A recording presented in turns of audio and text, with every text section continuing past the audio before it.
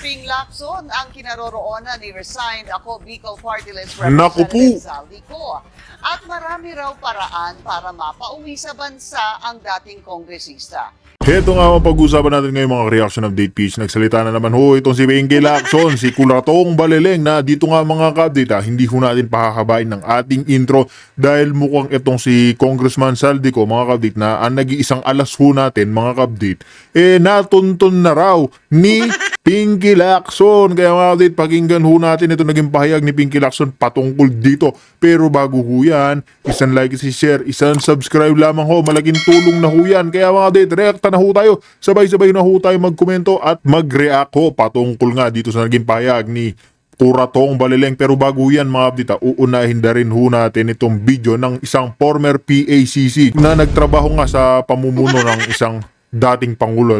Si walang iba mga update kundi si former PACC Greco Belhica na itong mga congressman mga update. Alam nyo na, naka-Amerikana daw ho pala ang kanilang suotan para ho pag nilalagay ang mga bilyon-bilyon o mga milyones pala mga kapdita, milyones pag alam niyo na pag pumapaldo ho sila, jumajackpot, yun, doon pala nilalagay dito sa kanilang Amerikana. Kaya direct na rin ho tayo dito, pakinggan na rin ho natin na naging pahayag ng isang former PACC. Kaya wala na ho tayong paligoy-ligoy pa. Kinakausap nga ako ng isang congressman na just recently and he was explaining to me na kaya pala manaka-Amerikana yung mga yan dahil dun sa Congress pag nagbigay na ng pera, dun nila isinusuksok yung pera sa kanilang sa bulsa ng mga Amerikana. Kaya raw mga Amerikana hila-hila ng ganun dahil sabi niya mabigat ang meron kang 4.5, 3.5 million sa na cash sa loob ng Amerikana mo inilalagay kaya Di ba mga update dyan pa nga lamang ho, nakakakilabot na ho. Isipin nyo, 4.55 million pesos nilalagay lamang ho dito sa isang sok-sok ng kanilang mga damit na Amerikana. Ganyan ho kakapal. Yung mga congressman na alam nyo na mga update, hindi naman po natin, hindi sabihin magnanakaw sila. Kung mismong sila ay tumatanggap din dyan sa mga matataas na may hawak ko sa liig nila. Kaya nga dito, napakawalang hiya talaga ng mga congressman na yan. Kaya itong anong pangalan nito mga update itong ating iniidolo, yung ginigipit ho nila dyan sa solar, imbis na imbestigahan yung mga congressman na magnanakaw, yung mga tiwali sa gobyerno, yung mga alam niyo na, corrupt sa flood control issue, mas gigipitin pa ho nila si Kong Leandro Libiste. Mas uunahin pa hong imbestigahan ni Garin ng NBI, ng ombudsman. Pinag-iinitan ho ang isang Leandro Libiste. Kasi nga mga kapdit, dyan sa Cabral Files na hawak ho niya. Siya rin ho ang nag-iisang alas. Na hanggang ngayon mga kapdit, hindi ho siya mapatahimik ng gobyerno ni Marcos. Kaya lahat ho ng panggigipit, lahat ho ng kawalangian, iibabato ho lahat sa kanya. Para mga kapdit, manahimik o kaya makulong. Diba? kaya pala ganun. Muy pila pala yung mga yan, puro taon, pera po ng taong bayan yan. Kaya pala yung, tapos yung mga perang yun, ginagastos sila sa kanilang mga luxury lifestyle o luxurious lifestyle, sa mga sports cars, sa mga biyahe, oo, namimigay nga sila. Pero, winawaldas din nila para sa kanilang mga personal na luho sa katawan. Yan ang kongreso natin ngayon. At alam po nila yan, may pila dyan. Kahit mayaman ka na, bago, luma ka na, kaya nagtataka tayo bakit yung mga bagong congressman na akala natin noon magsasalita laban sa corruption, iba'y puro wala raw silang alam. Wala sila alam kasi siguro nakatanggap na sila.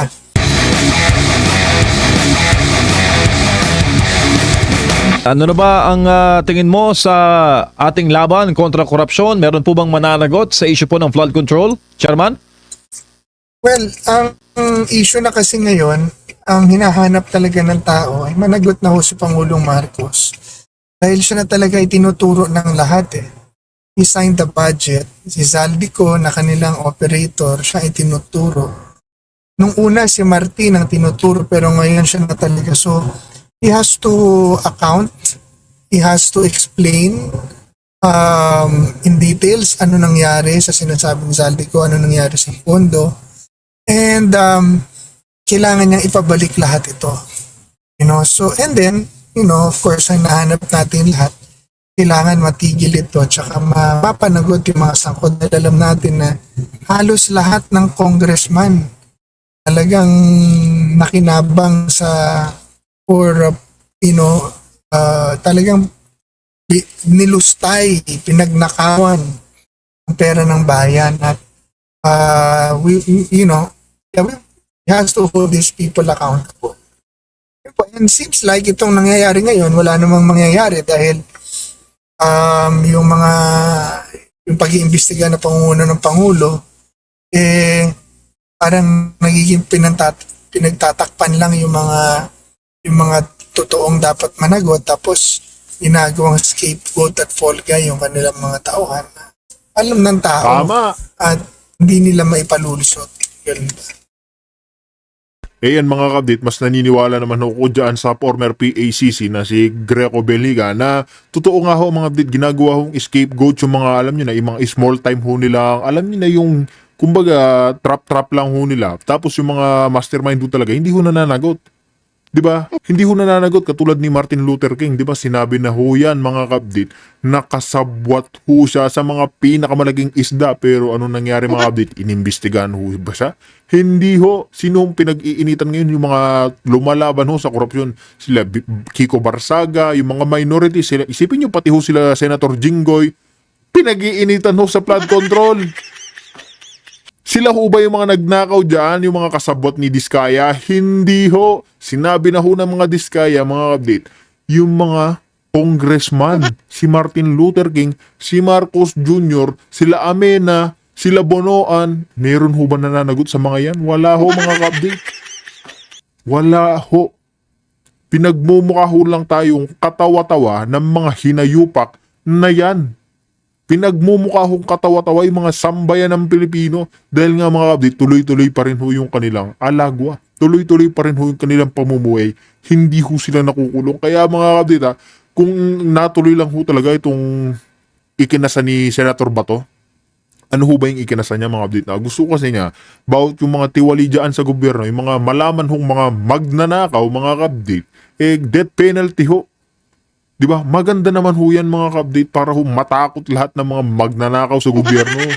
Rektahan, diretsahan lang ho tayo. Hanggat wala hong nagagawang death penalty o wala hong nababandal sa mga yan, mga ka-update, wala ho. Sa susunod na eleksyon, ganyan pa rin ho yung mangyayari sa ating bansa. Tuloy-tuloy ho yung pagnanakaw ng admin. Ayan, katulad ho, kanino ho ba admin ngayon? Kay Marcos Jr. Yung kay Tatay Digong ba, mga ka-update, nadawit sa korupsyon? Hindi ho. Saan ho nadawit yung administrasyon ni Tatay Digong? Sa malinis na paraan. Nadawit lang ho yan. Isipin nyo ho yun, ang liit ho ng bansa natin, Pilipinas, pero kinilala ho tayo ng China, ng Russia, at walang iba ng Amerika, mga ka-update. Nirespeto ho nila yung totoong leader na itinapon ho nila sa ICC. Yan ho, nirespeto nila si Tatay Digong.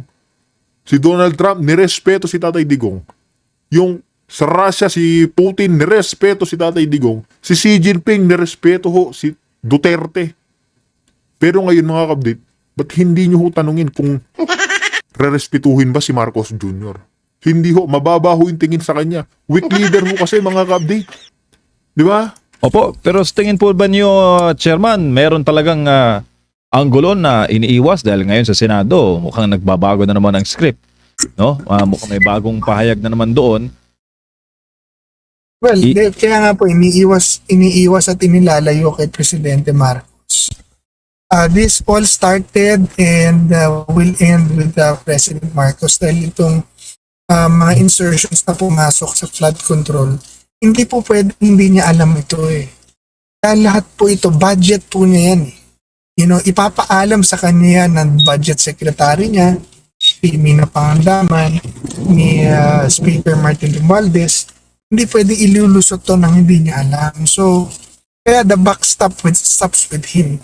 Yung sasabihin niya na siya nagpa-imbestiga, is kanya rin nagsimula eh. At kaya, kumbaga yung pagpapa-imbestiga niya, iresulta na lang nung galit ng tao, nung biglang bumaha, after niya ipagmalaki na meron siyang 5,500 flood control projects na ginawa. Tapos biglang bumaha kinabukasan. Tapos in the light of pang lugar, 20 billion pa lang inilabas na allocables. Tapos wasak-wasak naman yung mga ginawang mga flood control. Sabi nga ho sa akin ng mga tao doon, hindi pa sila nakakita ng ganong kalaking pondo na pumasok. Tapos nagulat sila, tapos sira-sira pala yung mga proyekto, and that happened all over the Philippines. And sabi nung iba at halos lahat, hindi naman lahat pero halos lahat meron ganon. Dahil pag flood control mo talaga ipinasok ang pera, puro pagnanakaw yan, and that's what they did. Pero Chairman, to be fair, no? Meron namang pinakulong ang administrasyon, Marcos, hinggil po dito sa issue ng corruption. Hindi po ba yun sapat? Hindi po, dahil lang hinahanap ng tao talaga managot ay yung mga talagang may sala, yung mga mastermind. Sila Diskaya, puro nila tauhan yan eh. Ang mga O di ba mga kabdit, mismong kay former PACC, sinabi niya nga ho, mga kabdit kasi alipores lang ho yung mga Diskaya. Ayan mga kabdit, nakikita ho ba natin yan? Hinliliit lang ho yan. Kumpara naman dito kanino, kay Garjola, yung may 1,000 bank accounts na na-freeze. Ayan mga kabdit, ganyan lang ho yan, yung mga Diskaya. Kumbaga kausap lang nga ho nila yan. Yan po yung mga pino-frontline. Yung mga pino-frontline ho nila, yung mga scapegoat ho nila. Di ba malinaw na ho yan? Yan Diskaya, wala ho yan.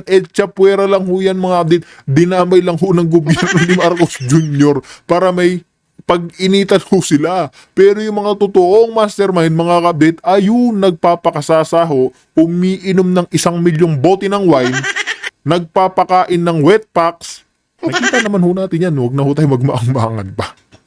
Di ba? Yan ho yung mga totoong mastermind, mga kabit.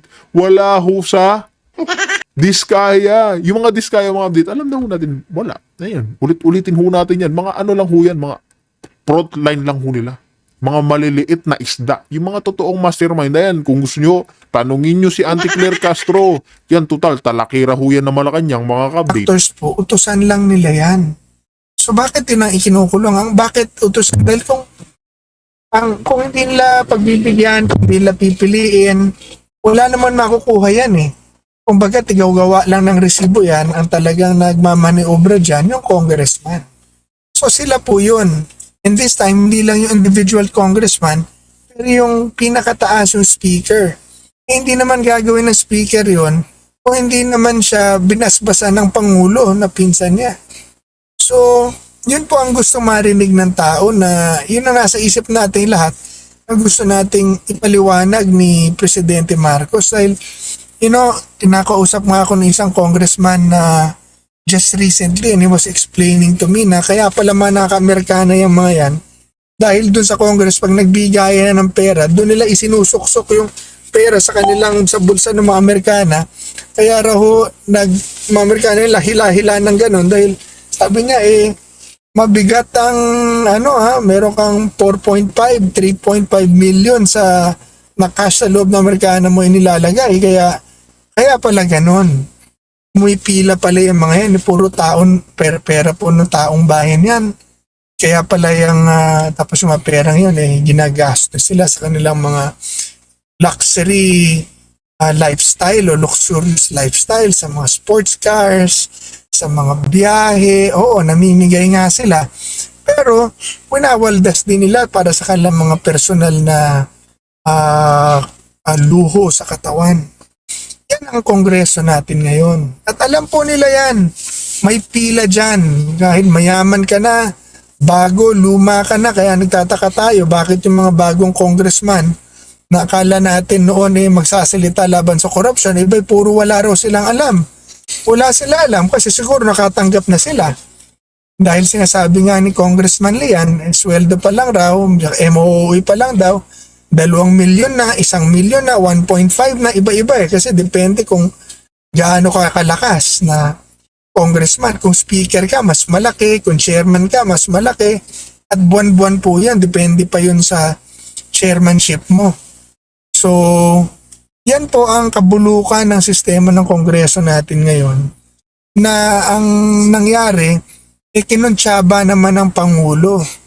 So kaya, ganito, nawaldas ang pera natin ng sobra-sobra, yet we are not receiving any explanation. Puro pagbabanta ng investigasyon at pagpapakulong ng mga small fish, ng mga fall guy nila, si Diskaya na isa lamang namang kontraktor na inutusan nilang lahat, tapos pinaginamit nila, tapos yung ilalaglag nila. Ni Zaldico na inutusan nila, ginamit nila, pero hindi naman magagawa ni Zaldi yun mag-isa dahil chairman lang siya ng Appropriations Committee. He will still be answerable to the Speaker and to the President, which he said that he was. Yung mga detalyeng inilabas ni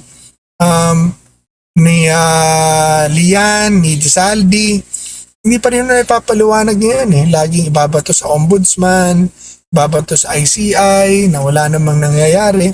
So kaya dapat talaga sagutin na to diretsyo ng Pangulo para mabigyan linaw at magkaroon ng kaayusan.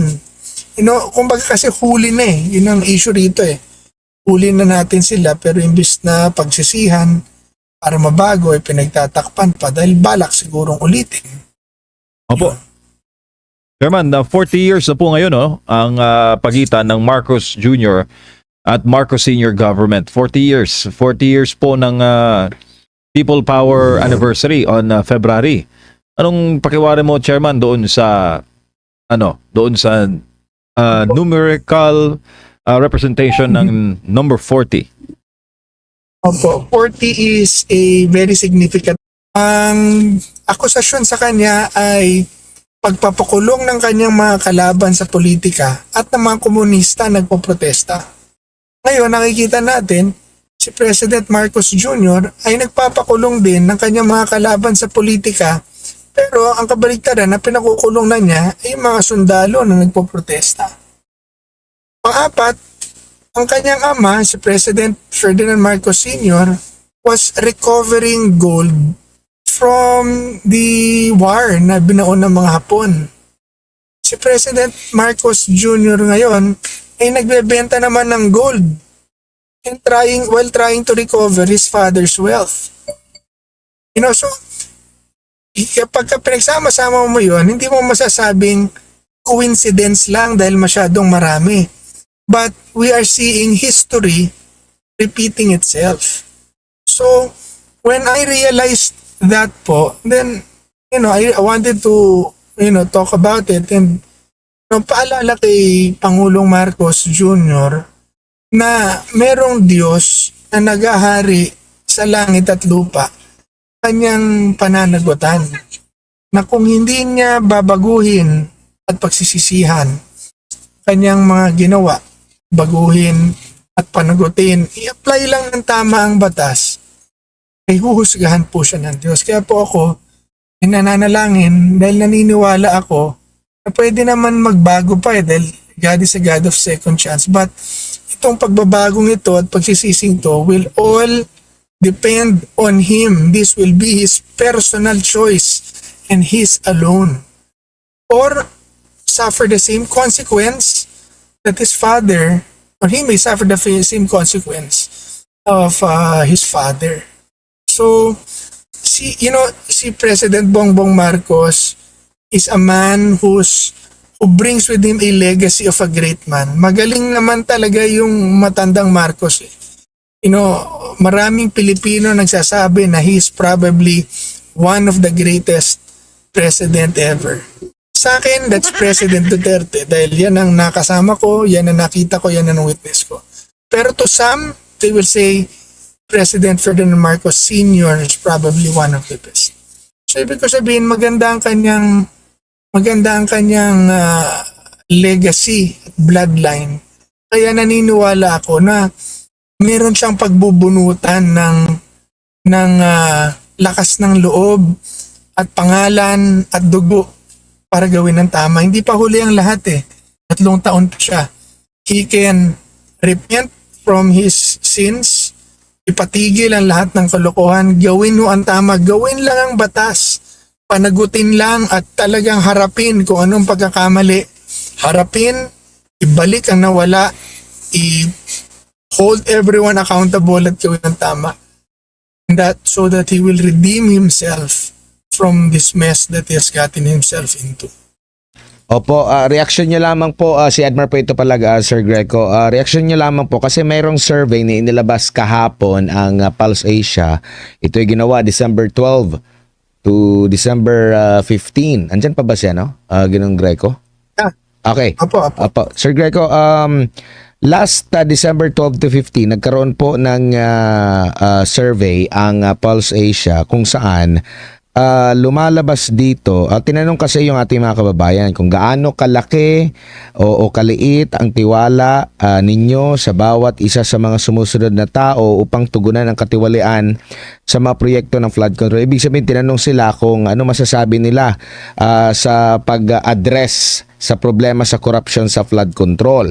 Now, ngayon, dito po si kay President Bongbong Marcos Jr., sa trust niya, rating, kumbaga tiwala ng taong bayan, nakakuha siya ng 30% ang nagsasabing may tiwala sila na matutugunan yung problema sa corruption sa flood control projects. Pero mas mataas po yung 0 hanggang sa mababa ang kanilang tiwala na matutugunan ito. Naglalaro ito sa 48%, no? 30 versus 48. Ito'y last December.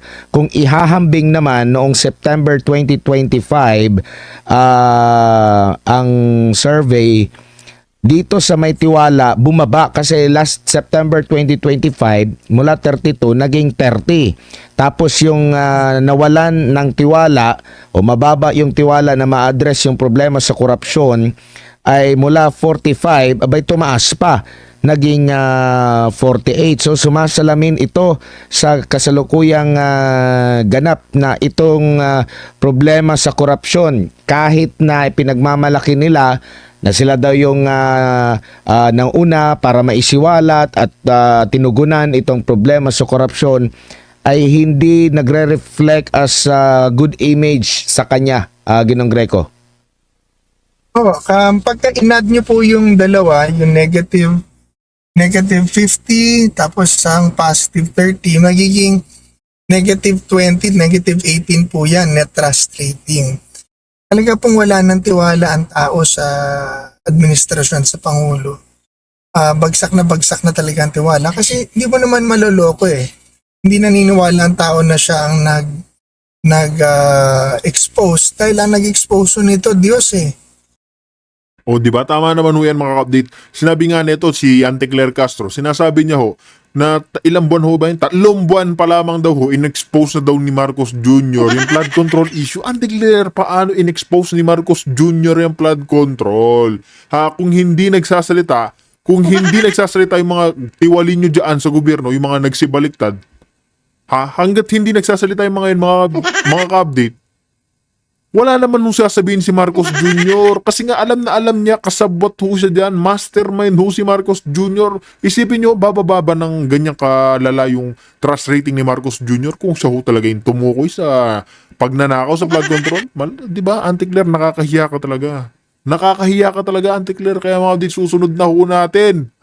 Ito hong hinihintay nyo, mga kapatid, na ito nga si Pinky, natuntun na raw ho. Itong sino? Si Saldi ko mga kabdit hindi ho natin alam kung nambablap lang ito si Pinky. Alam naman ho natin si Kurutong Balileng.